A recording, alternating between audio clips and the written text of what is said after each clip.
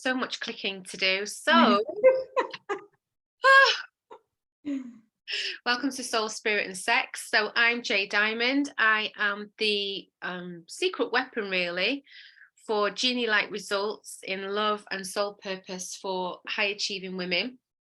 I'm really excited to be having a conversation with Vena Ramphel today because we've got some really juicy, fabulous things to talk about. So I want to just introduce Vena in case you haven't met her before, you haven't come across her work.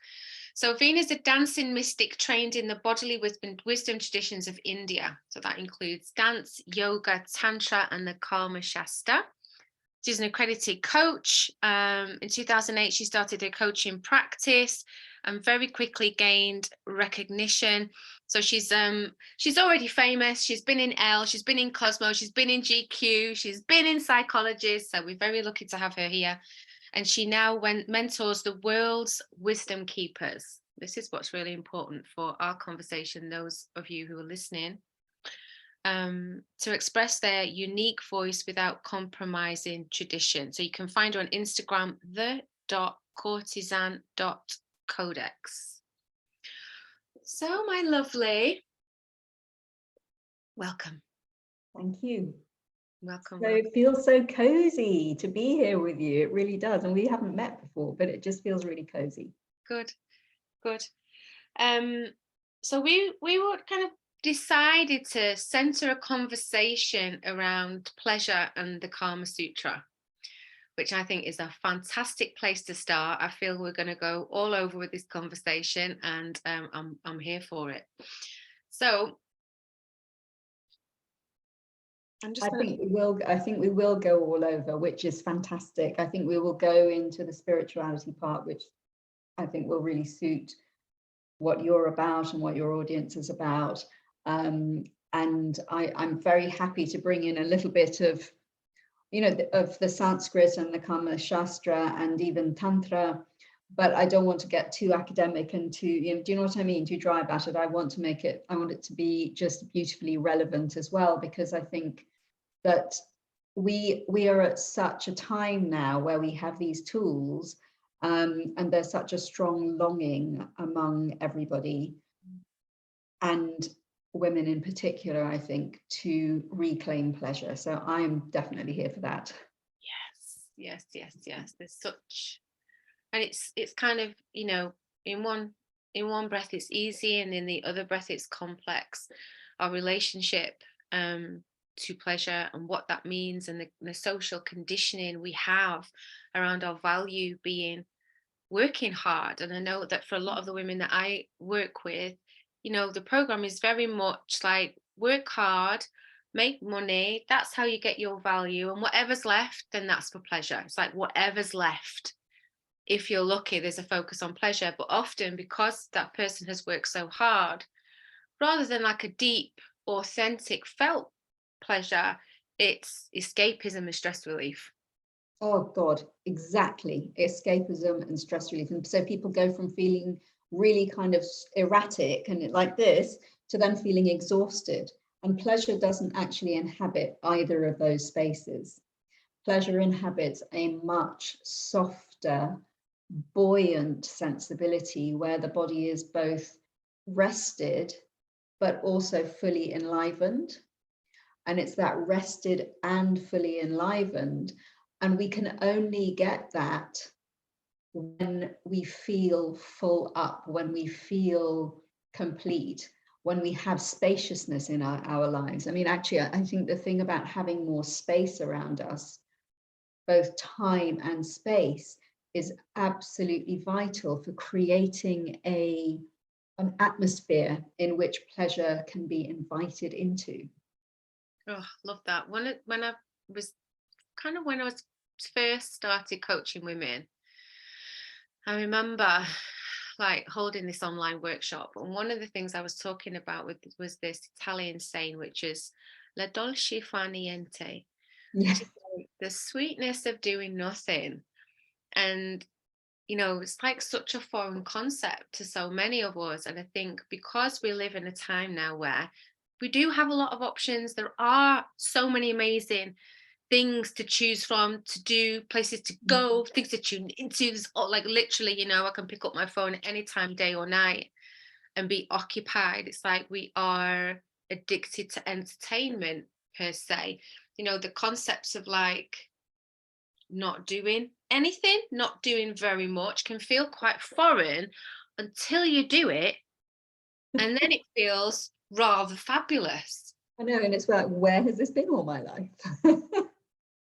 It's interesting you talk about the phone, and we have all of these options available to us. So it made me think about brainwave state, because I think one thing that is happening more and more with us spending increasing time in front of the screen is that our brainwave is much more in a high beta state a lot of the time. And a high beta is like this. It's that kind of slightly that I mentioned before. And if we're in that state too much, it's just unhealthy. And it really does start to fragment our health. It goes to that level. It goes into the level of our cells and our cellular health. So the ability to slow down, because again, pleasure does not live in that kind of state, the ability to slow our brain waves down, whether that's through dancing or through breathing or through meditating or through going for a walk or through enjoying a cup of tea, just being with the tea. All of these things open up a space for pleasure in our lives. So they're things that are very available to us. But I wonder what you think about whether, how do we feel available to them? Well, what was coming up for me actually as you were saying that is, sorry, I'm trying to sort this light out still. What was coming up for me is like, so many of us now are in this wheel of productive, and because our time is so used up with all the things that we're doing, trying to achieve, handle with family, handle with friends, handle with work. I mean, people are working more and more and more and more. It's like when you do have some time, we want it to be also productive. So like for some people, sitting with a cup of tea and just being like, oh, just sit with your tea and concentrate, and they're like, I could be doing something with this time. It's like, oh, go for a walk. Okay, but like, and I'm saying this because I've been guilty of it. I'm saying this because I've been guilty of it. Like, okay, I'll go for a walk, but I'll listen to a podcast. I know, because I'm a great multitasker, and I remember years ago, a friend of mine, I was on the stepper, and I think I was watching The Secret on the telly, and I was doing something on my phone, like trying to organize a meeting. She said, what are you doing? I said, I'm organizing things. She said, you're crazy, get down. And that's at that point in my life, I didn't get it. I was like, why is she, what's wrong with her? Like, I'm so productive. I'm so making the best use of my time because I was so busy doing so many things. And I was like, well, if I can do 3 things at once, why shouldn't I? Yeah, absolutely. Well, here's the thing. Pleasure is productive. Pleasure is productive. So what does it produce? It produces health, like I said, at a cellular level.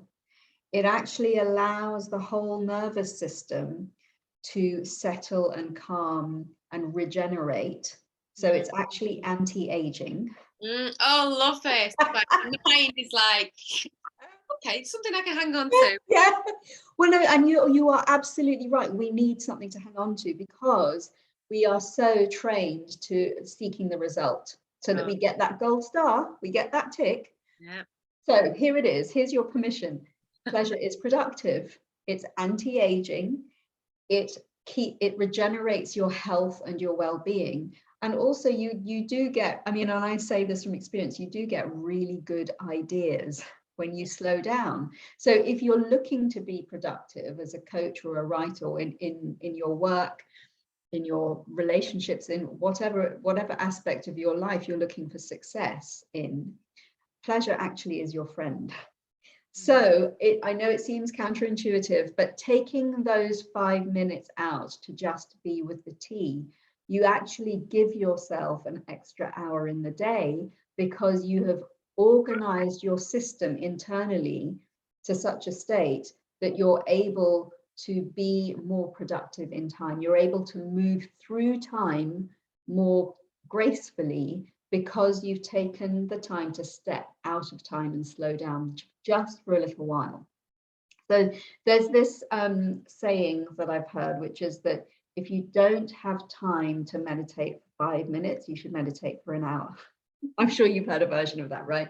So that's what I'm saying.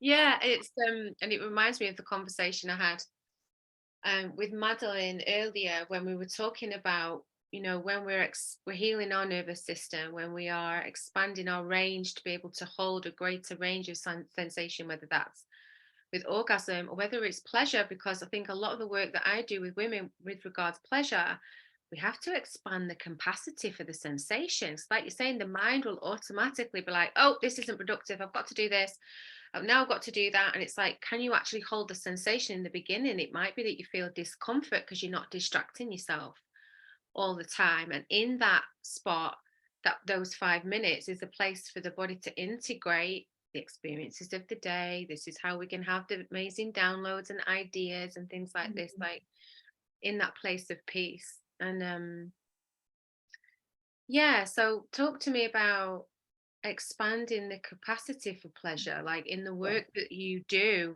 you know, and how you do that work on a mind, body, spirit level. I think that sensation is the key word there.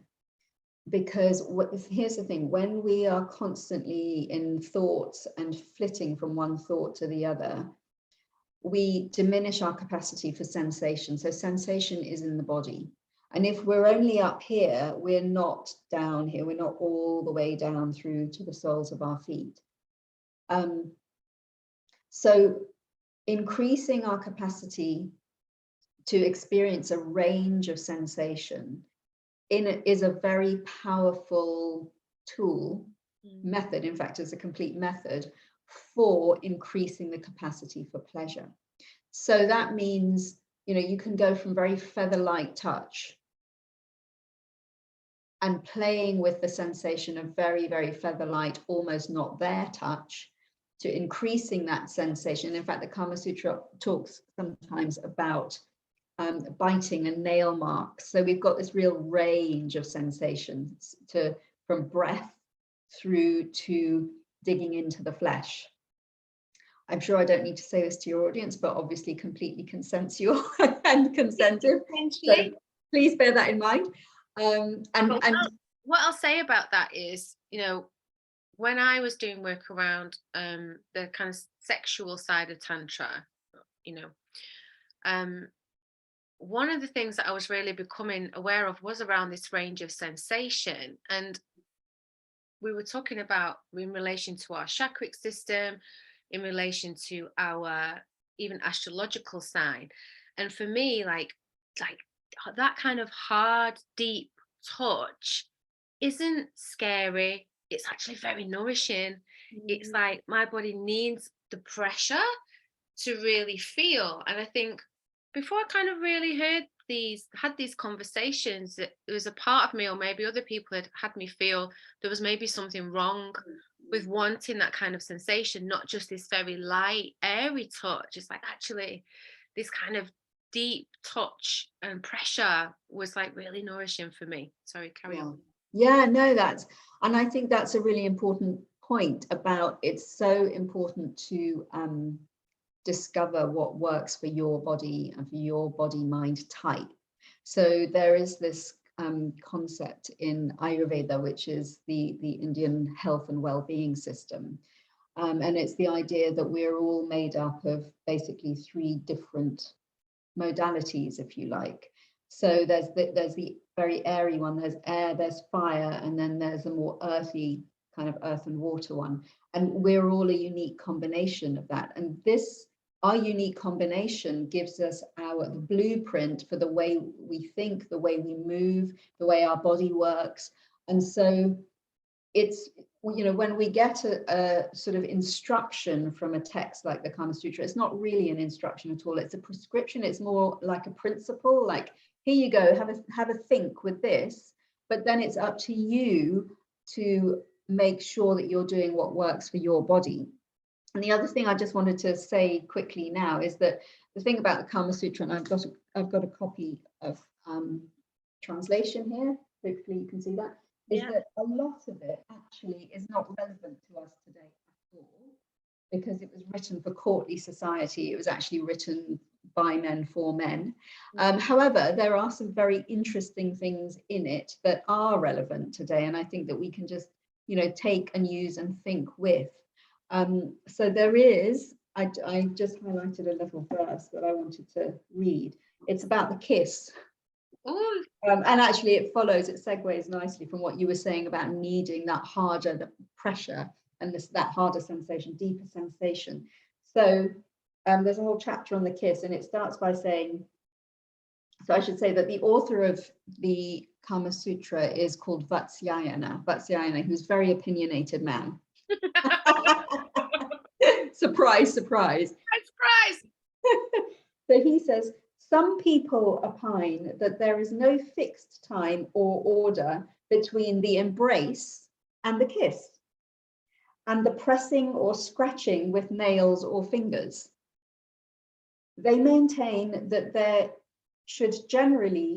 these should generally be done before sexual union takes place, while striking and making various sounds should generally take place at the time of the union.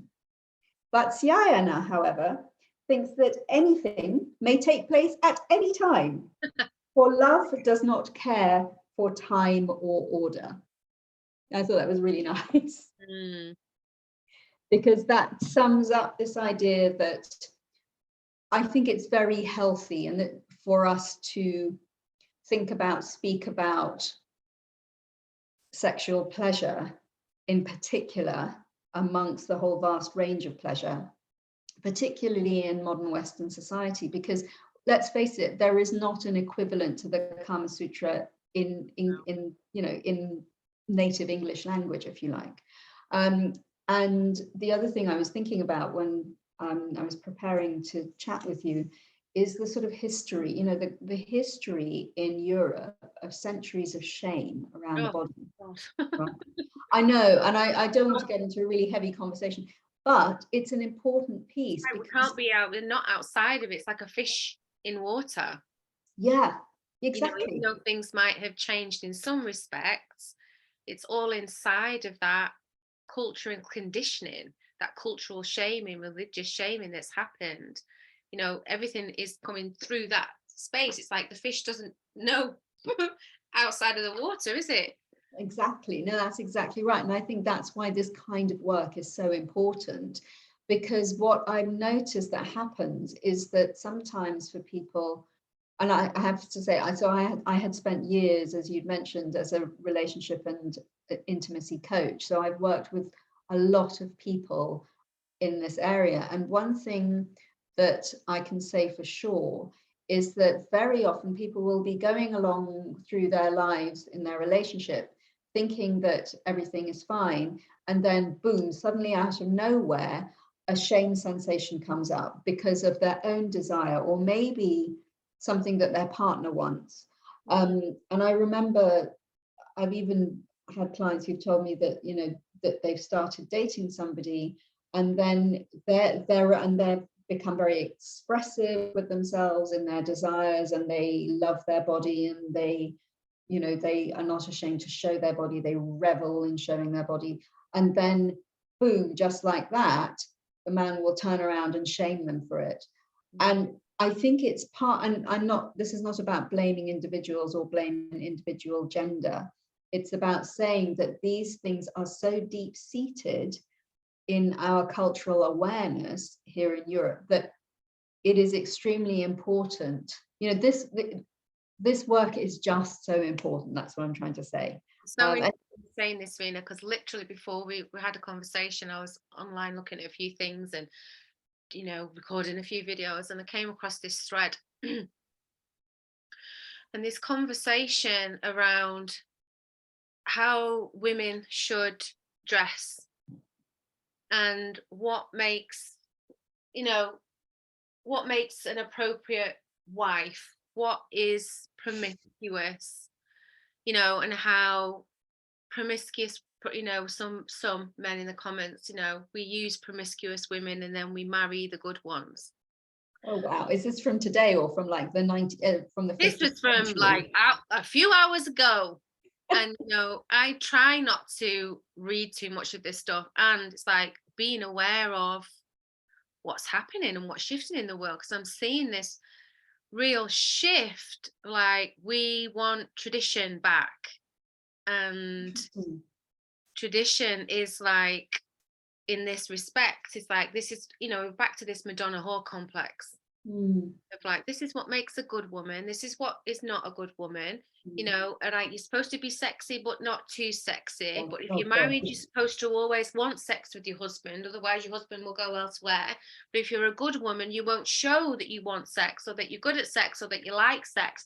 In fact, you should probably not like sex very much unless you're married with your husband, and then you should like it very much. Yeah, exactly. And you know, and I'm sure you've seen in with your clients as well, there can be such deep conditioning that even the act of marriage, like, I've actually done energy work with clients where everything was fine until they were married. And Mhm. then when they were married, there was so much so much association with what the wife should do and be and have and husband, that it changed the way she could relate sexually and emotionally, physically, spiritually with her husband, because of the social conditioning Mm. that she had taken on subconsciously. Around marriage specifically, I know it's so weird, but these things, in a way, it's not weird because these things like marriage and divorce are they're so weighty. You know, Mm. they've got so much gravity about them and they've got so much baggage around them. And I can see that for sure, what you said about people, the relationship's fine, they get married and boom, almost overnight, it changes. And what I would say to the men, you know, the men in those comments, for example, is that here's the thing: patriarchy suppresses men Mm. just as much as it does women, not in the same way. And men are definitely more privileged in patriarchy. However, I would sum it up like this: patriarchy says to women, you're not allowed to speak. And it says to men, you are not allowed to feel, Mm. unless you're feeling rage, in which case it's fine. Yeah. So that's what I've noticed with a lot of men, is that they have been so straitjacketed in their own desire and their own emotional expression, not really their desire, but their emotional expression. And the thing is that emotional energy is the most, in a way, the most powerful of the different kinds. So we've got physical energy, you know, mental energy, we've got sort of a much subtler pranic energy, but we've also got emotional energy. And the emotion, when you're working at the emotional layer, it's very potent and potentially very explosive. So when someone is repressed emotionally, they are like a ticking time bomb. And so it doesn't surprise me in a way that this kind of response is now coming out. And I know that from a lot of the men who I've worked with in the past, here's the thing, you know, Freud got it totally wrong, by the way. When men have issues with women, they don't understand women, they find it hard to relate to them, they make themselves unavailable and so on. It's not because of their mummy issues, it's because of their daddy issues. That I saw this over and over again, where ultimately actually what it came down to was that the 50-year-old man in front of me in tears, who was opening his heart and telling me how difficult it was, what it came down to was a little boy, perhaps 8 or 9 years old, who had his self-esteem decimated by his father. Yep. Yeah. So yeah, patriarchy damages men as well. And I think that is a really important part of the work. It is, because then I really feel that that's when we see this kind of culture emerging of the mask of masculinity. Mm. You know, this kind of competition for I'm the most masculine man, and domination over power. You know that old saying, force versus power. And it's like, if I Yeah. can be in the force, then that's what's masculine. But actually, not really having mastered much within and having to control other people, you know, in terms of that. Women who are like sexually self-expressed and most confident are some of the most demonized Yeah, people in society. I find absolutely. that really interesting. Find it really interesting. Like, what's so frightening about that? Yeah. Well, here's the thing. I think it's because that power, that the power of sexual energy is such that people, without being able to articulate it, I think somewhere they recognize that this is the most potent raw form of power that's available in the human body.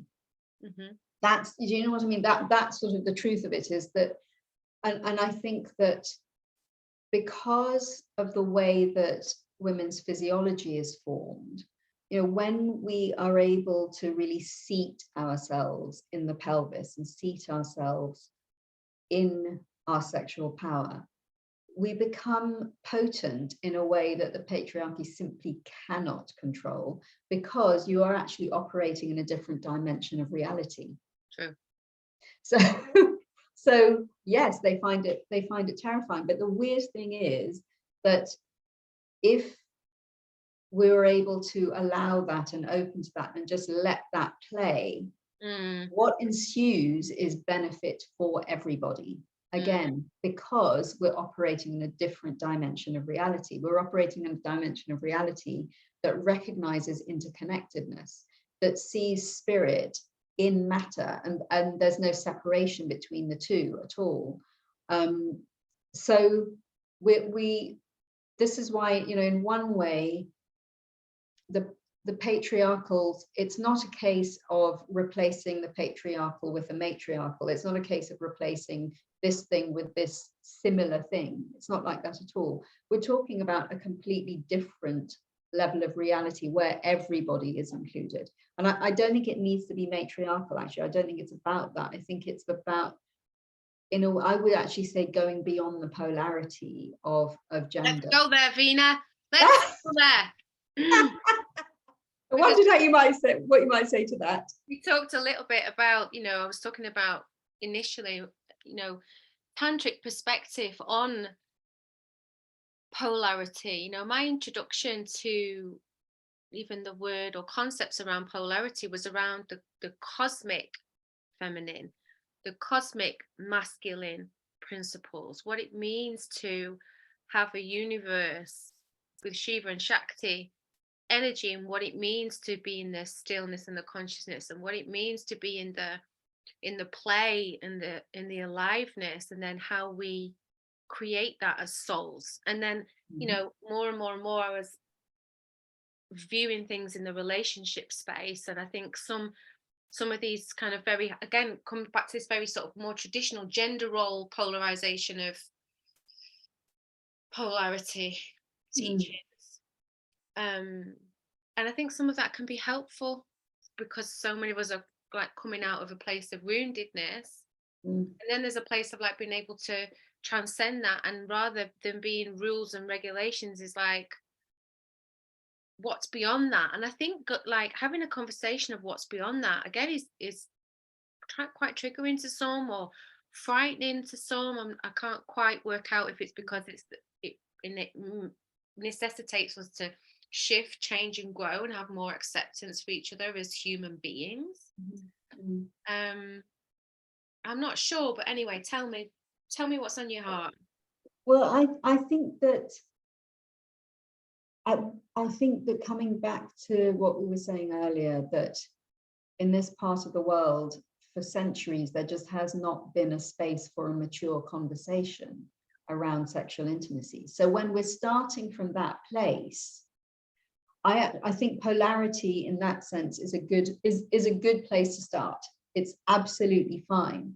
And I think it's helpful to say also that what you mentioned just now, there are two completely different types of polarity going on there, which is very useful. So this is where I get to talk about Tantra, which I absolutely love. So from the authentic tantric perspective, and there are many, many different perspectives within Tantra. However, there is a clearly held and contained set of world views. So if I that make up Tantra. So actually, if I was to define Tantra, I would say that Tantra is a very sophisticated and complete understanding of the substances and structures of the universe, how they interrelate with each other, how they impact each other, and how a human being might gain mastery over those substances and structures in order to achieve success in any aspect of your life. That is what Tantra actually is. So where does sex come in? Well, in a way, it is the pulse, but not in the way that we think of in the West. So in a way, it's not about sex at all. It's about sexual, or rather orgasmic energy, as being the core pulse out of which the entire universe manifests and collapses back into. So, but I'm not going to get too technical about that. I just wanted to share that there is this idea and this understanding that the orgasmic pulse is what generates life and the universe, and what also collapses it back into itself. So you mentioned that Shiva and Shakti. So the polarity that's going on there, yeah, we can call it a polarity, although it could be described in other ways as well, but that actually has nothing to do with gender at all. It's about consciousness. So Shiva represents consciousness without any impression, without any activity. It is consciousness in potential. And Shakti is the push and the pull, the pulse of consciousness into creation. So actually, it's not about gender at all. And I think this is where things can get extremely confusing. But what I will say is that on that level, when we're talking about consciousness, I think it's helpful to just take gender out of it, actually. Right, so it's about the stillness. Remember the cup of tea, slowing down into the stillness so that you can start to access those deeper levels of consciousness. It's about the stillness and the activity, the stillness and the dynamism. That's one, that is a sort of a core understanding of Tantra, and it's extremely useful in, like I say, in all aspects of life. And it does relate to pleasure, because when we start to be able to expand our range of sensation from stillness to activity, from deeper stillness to greater activity, our whole, we become more alive. So there is, do you see, so there is a kind of a stretching between two poles going on there, which is a useful way of thinking of it. The other part, which is about gender, and I do think that this is still useful, and I know it's heteronormative, but let's just start there. And then, because I think then we can move into a more complex conversation. But if we don't have the base, that kind of very baseline understanding in place, and I say that because, again, this is where we're coming from. I'm just being realistic about where we are as a society in our mindset. So then, if you start from that polarity of let's say male and female, you do then get to play and consciously create the kind of relationship that you want to within a woman having a full spectrum femininity and a man having a full spectrum masculinity. And here's the thing, when you overlay them onto each other, they actually look pretty identical. Oh, how interesting is that? Because what happens is that each individual gets to be a full human being. So what I'm seeing or hearing a lot of is a very restricted range. And I think that I love the way that you explain that, because that really helps me to put words to like what's feeling off with this. And it's about the restriction of range, the restriction of the range of feminine, of womanhood, but still in the West very kind of obsessed with this maiden archetype. and letting that be what is the gauge of feminine. And so, like, then what happens after you become a mother, Yeah. and everything that changes with that? And then what happens, when you become a grandmother or a grandfather? When a man becomes a father, his life is his focus surely changes as well. And it's like, it seems to be like an immature understanding or expression. It's like, well, no, stay within this, and this is what makes you attractive. Yeah. Stay within this is what will make someone love you. This is the man's role, this is the woman's role. You stay in protector and provider, and like, be the still. This is what I'm saying, like, what I see and hear in these circles, like, you stay in the stillness, you be the unmoving consciousness, you be the frame and never move from that, and you just lead, you follow, you respond. That's it. You be in response to whatever the masculine is saying, doing, experiencing. I'm like, that's really interesting. I don't know if it's because I have such a strong Celtic heritage that, I'm like, really, like, and I don't know, lifetimes of like feeling into the pulse of the divine. God is calling something also through me. I have, Yes. when my desire comes forth, there is something in that wants to be expressed into the world through me. And my personal belief is that we don't have to do the big successful things in the world, although we might. But it's like, what is our soul wanting to experience in this lifetime? How can we do that perhaps as a couple? How Yes. can we be together in that as a couple? And maybe it's a whole other conversation for another day, but it's like, are you fully expressed as a man if this is your only role and only way to think and only value Mm. is wrapped up in this? Mm. Like, I find it super interesting. No, absolutely. And I think that when, when everybody has permission to be their full spectrum self, then everything becomes much more interesting. And then, like you say, there is, women are freed from the restriction, but also men are freed from the restriction as well. And I think that that's when we can start to have a mature conversation about gender and relationship. And that's also when we really can go beyond the polarity and we can think, because I've always thought of gender as a spectrum. I've never thought of it in terms of, men are like this and women are like this, of two set kind of blocks. That just feels very stuck to me. Whereas, the fluidity and the playfulness and the range that's available to each of us, I think is far more interesting and just more real to how we are, how we're kind of constructed as humans. Yeah. And I guess it's like making things work in the world.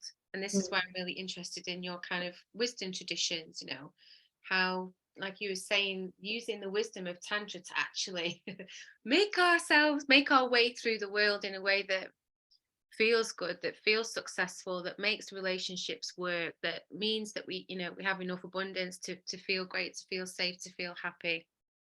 Yeah, and I think this is where I'm going to come back to the slowing down piece, because and I know that people are probably going to roll their eyes and say, well, when do I have time to slow down? But here's the thing, I think actually, particularly after lockdown and the kind of the trauma that we all went through over those couple of years, and then coming out of that, what I'm noticing is that there is actually still a lot of stress in the atmosphere as a result of that. So I actually think now, if ever there was a time, you really, really, now is the time to slow down. And the thing is that the longer people leave it, the more difficult it's going to get, because that state of is going to become their normal. So please, really just slow everything down. Slow down your breathing, slow down your walking, just slow down the way you comport the body. So this is one of the things that I'm really keen on, and it's come from my training and practice as a dancer, but also with meditation and yogic practices, that the way we comport the body actually changes our entire cosmos around us, because it literally changes the signal that we're giving out to the rest of the universe, to the rest of the cosmos. So by slowing down, what you do is that you bring everything, your skeleton, your nervous system, the cells of your body, your organs, you bring everything into greater symmetry and balance. And symmetry and balance is the sort of the rest. That's our foundation. That's the rest we want to keep coming back to. That is the stillness. Okay, if you want to find a great way of accessing Shiva immediately, that Shiva consciousness of being available and neutral, you come into symmetry. If you come into symmetry in the body, now suddenly you're at the center of everything. Mm. And then you can leap very fast if you need to. I love that. I love that. When you are working with clients, what kind of work are you doing with them around pleasure?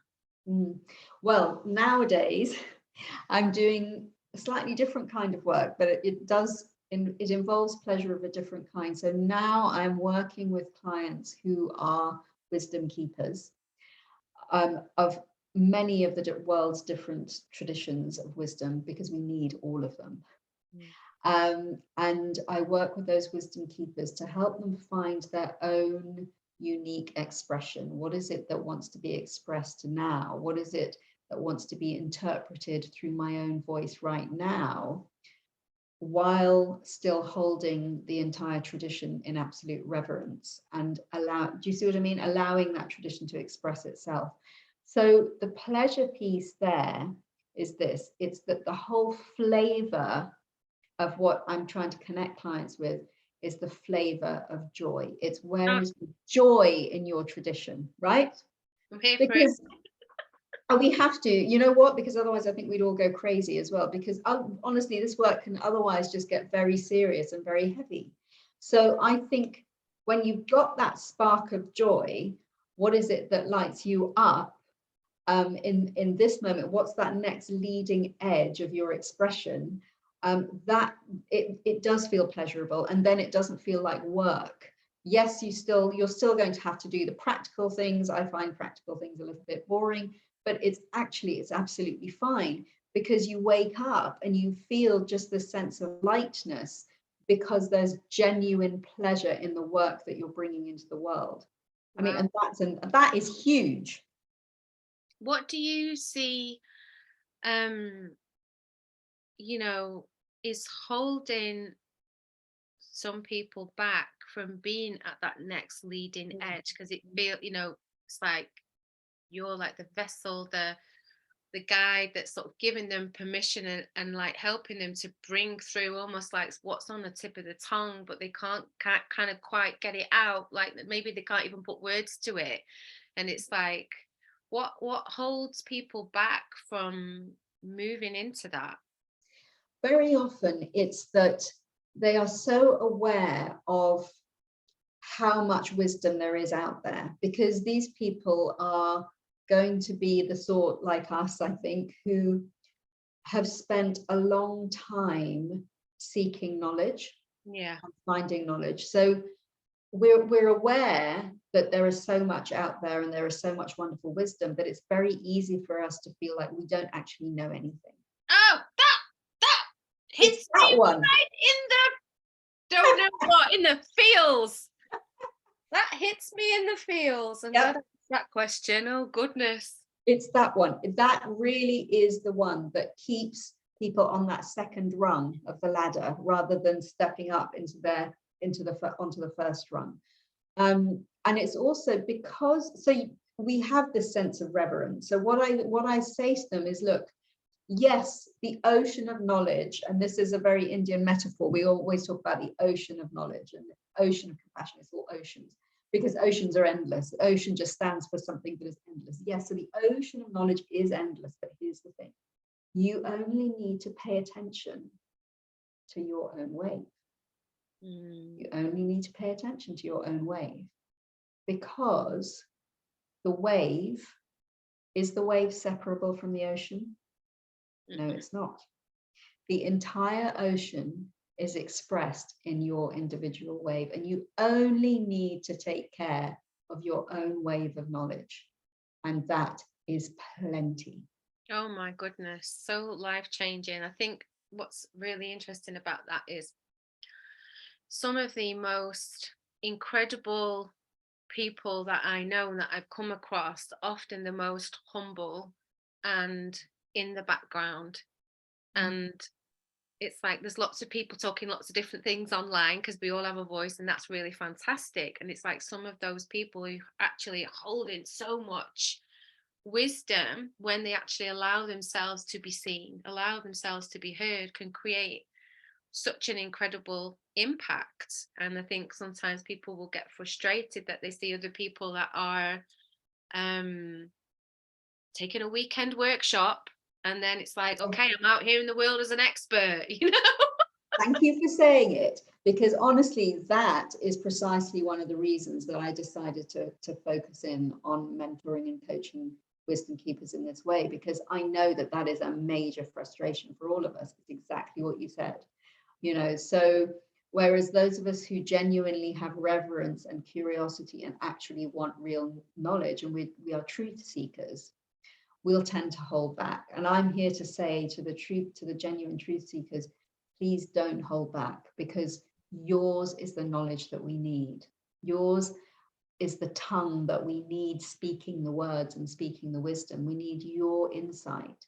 I mean, and I say this from so much experience. It's something that even though I have had so much success again and again and again as a dancer and as a coach and on relationships and in TV and media, and then coming back into dance, and as a scholar, I have a PhD. I have been able to follow the tradition and stay true to it, but I've kept noticing that there were different parts of me that I would hive off because I felt that I didn't really know enough about that. I didn't really know, you know. So do you see what I mean? And it's actually only fairly recently that I have fully and finally been able to say, no, I can now only pay attention only to my own wave and know that it is plenty. I don't need to worry about whether my dance colleagues will think that I'm a real dancer anymore, because I'm not doing repertoire work and I'm making for Instagram these short, beautiful little movement flows that express mystic ideas. That's what I'm doing. That's my leading edge right now. That is the wisdom that I best have to give. But it took so much work for me to get rid of that little nagging. It's not even a voice. It's more like a, do you know what I mean? Little feeling that goes. Exactly. So I just think it's so important. And this is where I think your work is so important, you know, with your Celtic heritage and the birthmark and the, you know, witches past lifetimes. We need it, because this is what is going to heal the world. We're so out of balance with the extractive kind of patriarchy. I mean, we're literally, are we going to survive at this point? I don't know. It's, you know, we need to change pretty quickly. It's 50-50. Yeah. Yeah. Pull your finger out, people. No, yeah. Well, I think we'll close there. I've really enjoyed our conversation, Vena. Let people know where they can come and find you. So the best place to find me is on Instagram. And my handle is the Courtesan Codex with dots in the middle. And I share a lot there. I share the dance flows, and I share a little bit about how to find that creativity in your own tradition. And I share about the work of discovering that you are your tradition and you don't need to give anything up, you know, in order to have your unique voice and to be fully expressed. And we need your relevance. So yes, come and find me on Instagram, the Courtesan Codex. Fantastic. Thank you so much. Thank you.